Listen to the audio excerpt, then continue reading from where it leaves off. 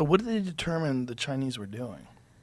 So they determined, West wrote a paper in 1957, and the part that was published in a journal called Sociometry described, he described it as DDD, or debility, dependency, and dread. And he said basically these camps were systematically inducing a state of debility, which was that soldiers were starved and basically worn down. They were deprived of medical care. This is also in the historical record. Something I studied extensively is that, men were marched in, for example, the Tiger Death March north of the Yalu River from the war where they'd been captured. And by the time they got there, they'd often lost half their body weight.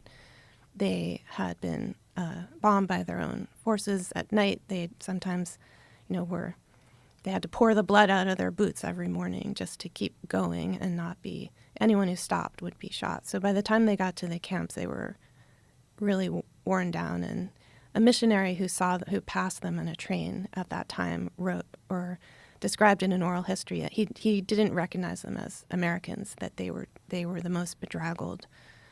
That it was just they were in a terrible state.